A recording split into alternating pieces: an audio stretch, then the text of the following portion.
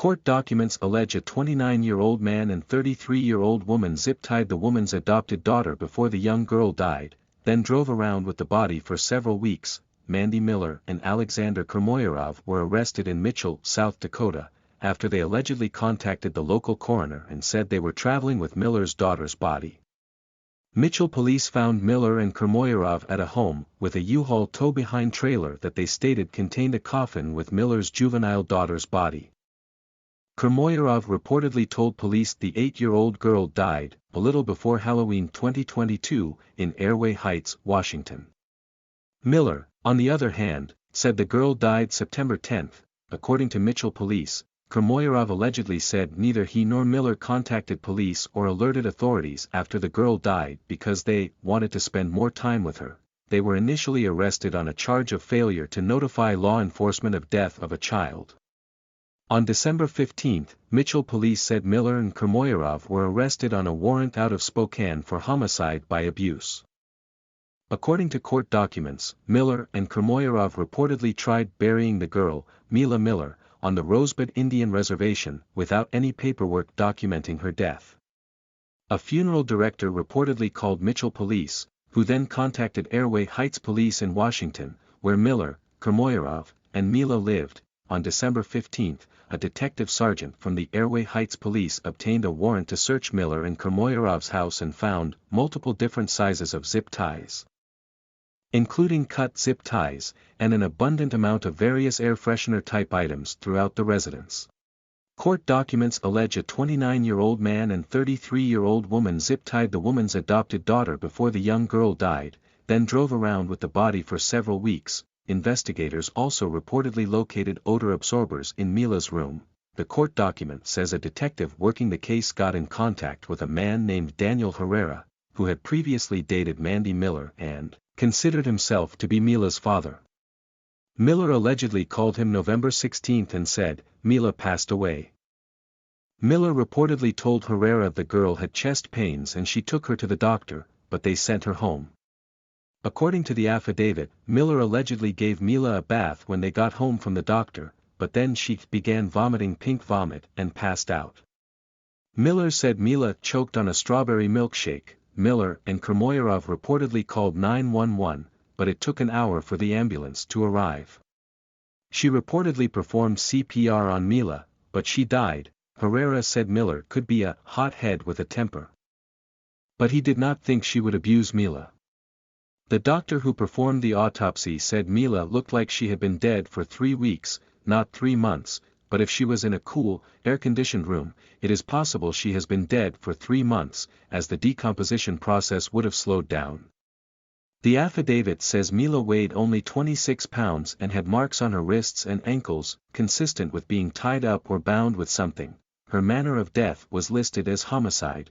Kermoyarov allegedly told police in South Dakota he slapped Mila 2 times in the face the night she died, and that she may have broken toes due to Mandy smashing her feet with a hammer. Miller reportedly hit Mila with a hammer when she was acting out. In another interview, he admitted to having to tie Mila up and even had her zip tied to a car seat the day she died from anywhere from 4 to 6 hours.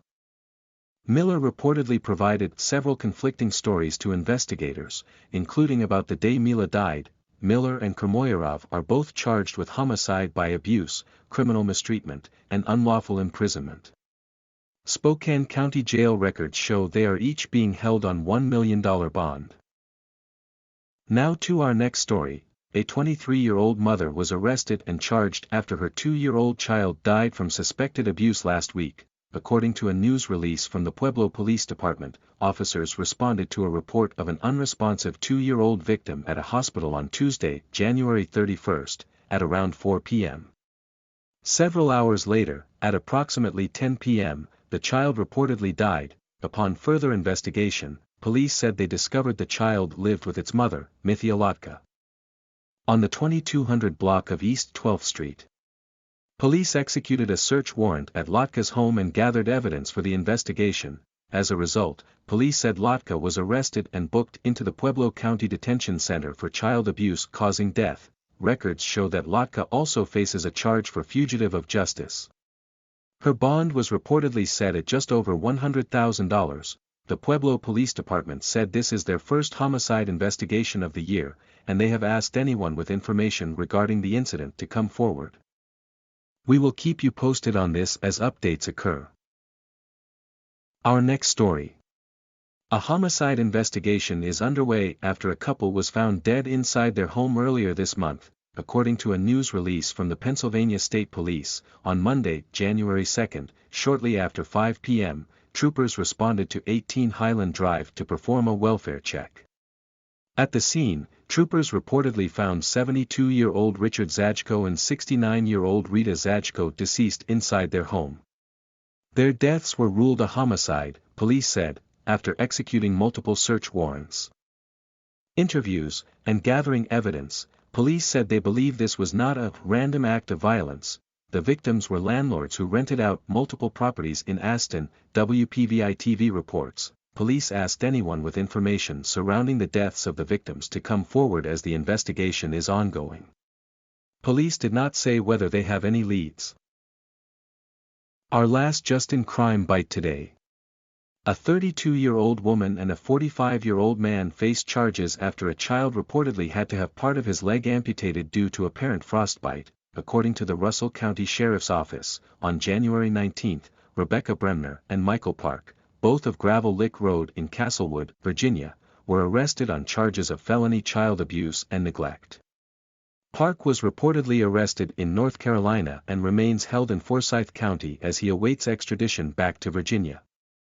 Records show, the investigation began a week before their arrest, on January 12, after the Russell County Department of Social Services contacted the Sheriff's Office. WCYB-TV reports, according to a criminal complaint obtained by WJHL-TV, a male child was transported to the hospital with severe frostbite to his lower extremities.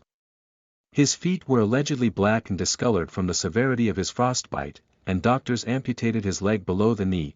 During an interview, Bremner told authorities the victim had been living in a box trailer on the resident's property for a couple of months, which had 3 heaters inside. WJHL reports, Bremner reportedly said the trailer was windowless and it couldn't be exited from the back door, but she claimed there was another, regular door. The trailer allegedly had a toilet for the child that was changed about twice a week, and the victim bathed in an outdoor hot tub, according to the Sheriff's Office. On the property, deputies also found 40 dogs that seemed to be healthy and well cared for. The Sheriff's Office reportedly fed the dogs and patched holes in their fence. On January 20, the Sheriff's Office requested that Bremner surrender the dogs, but she declined and made arrangements with relatives to feed and look after the dogs. Bremner remains held in the Southwest Virginia Regional Jail without bond and is scheduled to appear in court on February 10.